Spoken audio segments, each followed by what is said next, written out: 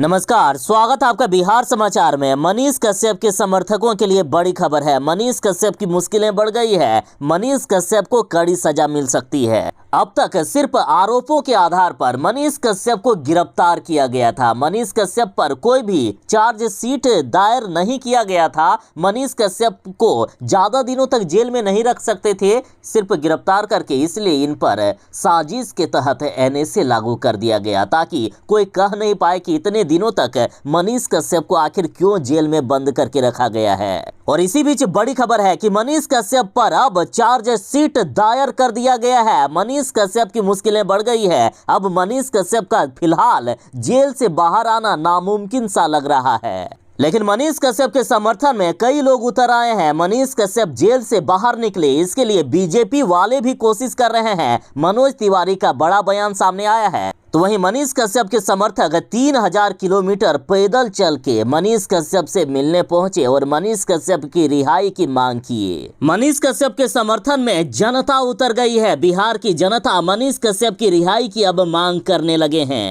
तो इधर मनोज तिवारी ने बता दिया है कि आखिर कब मनीष कश्यप जेल से बाहर निकलेंगे। मनोज तिवारी बोले कि जल्द ही मनीष कश्यप जेल से रिहा होंगे। फिलहाल चलिए हम लोग बात कर लेते हैं कि मनीष कश्यप पर आखिर ईओयू की टीम ने कौन कौन से मामलों पर चार्जशीट दायर किया है। देखिए, मनीष कश्यप पर ऐसी धाराएं लगाई गई है ना, जो एक आतंकवादी पर भी नहीं लगाया जाता है।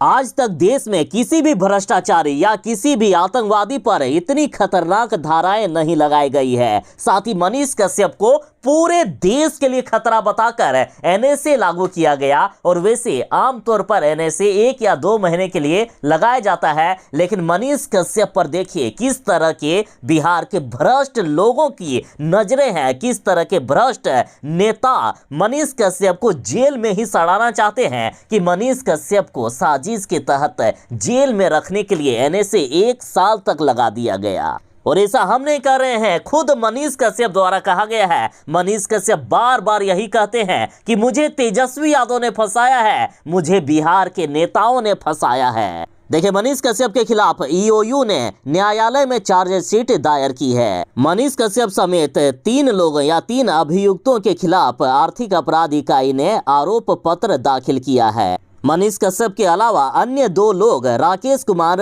रंजन और आदित्य कुमार चौरासिया है। और देखिए, मनीष कश्यप पर इतनी धाराएं लगाई गई है ना कि गिन भी नहीं पाओगे। देखिए, मनीष कश्यप पर 153, 153 ए, 153 बी, 505 ए, 505 बी, 153 ए, 505 एक, 505 सी, 467, 468, 472, 120 बी, 201 एवं आईटी एक्ट 2000 की धारा 66, 66 डी के तहत आरोप पत्र समर्पित किया गया है। अब बताइए, सन ऑफ बिहार मनीष कश्यप जो हमेशा बिहार की भलाई के लिए ही सोचते थे, बिहार की भलाई के लिए, बिहार की गरीब जनता के लिए आवाज उठाने का काम करते थे, बिहार के दबे कुचलों के लिए आवाज बनते थे हमेशा मनीष कश्यप। साथ ही बिहार में भ्रष्टाचार करने या अपराध करने से पहले मनीष कश्यप के बारे में एक बार जरूर सोचते थे। और जब मनीष कश्यप माइक लेकर इन अपराधियों के सामने आ जाते थे ना, तो इनके पहले ही छक्के छूट जाते थे।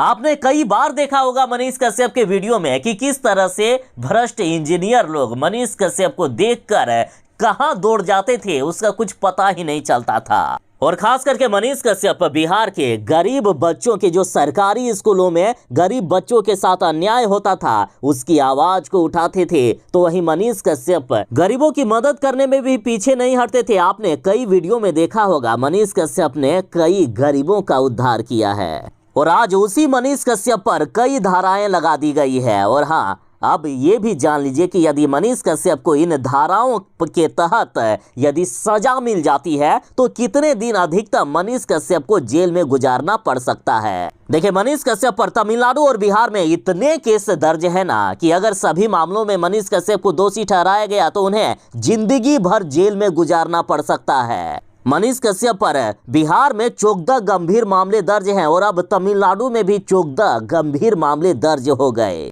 और मनीष कश्यप पर अभी जो धाराएं लगी है तो उस पर कानून के जानकार बताते हैं कि मनीष कश्यप को यदि इन धाराओं के तहत सजा मिलती है तो मनीष कश्यप को अधिकतम 5 से 7 साल तक जेल में गुजारना पड़ सकता है। जैसे ही मनीष कश्यप पर चार्जशीट दायर किया गया उसके बाद देखिए मनोज तिवारी ने मनीष कश्यप के समर्थन में कई बातें कह दी है कि कब मनीष कश्यप जेल से बाहर निकलेंगे, आखिर मनीष कश्यप पर इतनी खतरनाक धाराएं क्यों लगा दी गई, मनीष कश्यप पर एनएसए क्यों लागू किया गया, ये तमाम सवाल मनोज तिवारी ने पूछा है। जरा मनोज तिवारी का ये वीडियो देखिए।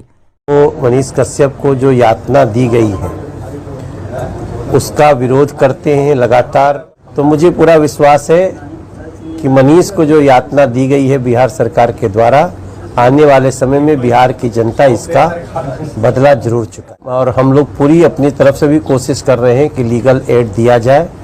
मैं समझता हूं बहुत जल्दी उनके ये संघर्ष के दिन समाप्त होंगे। कदम के जो बिहार सरकार का कदम है उसके हम अगेंस्ट हैं, तो उसके लिए इस प्रकार से पूरी बिहार सरकार की मशीनरी का उसके ऊपर टूट पड़ना ऐसा लगता है जैसे बहुत समय से मौका ढूंढ रहे थे। मनीष कश्यप के चाहने वाले इतने हैं कि मनीष कश्यप से मिलने 3000 किलोमीटर पैदल चलकर पहुंच गए मनीष कश्यप के समर्थक। जरा सच तक का ये वीडियो देखिए। अभी हम लोग मदुरई की उस सड़कों पर है जहाँ पे बगल में मदुरई का जेल है और इसी जेल में हमारे मनीष भाई को रखा गया है। एक साजिश के तहत उन पे एनएसए भी लगा दिया गया है। लेकिन देखिए, मैं तो अकेला चला था झारखंड के हजारीबाग से भाई से मिलने के लिए। जब मैं यहाँ पहुँचा तो पता चला कई लोग दूर दूर से, राजस्थान से, महाराष्ट्र से, बिहार से और यहाँ।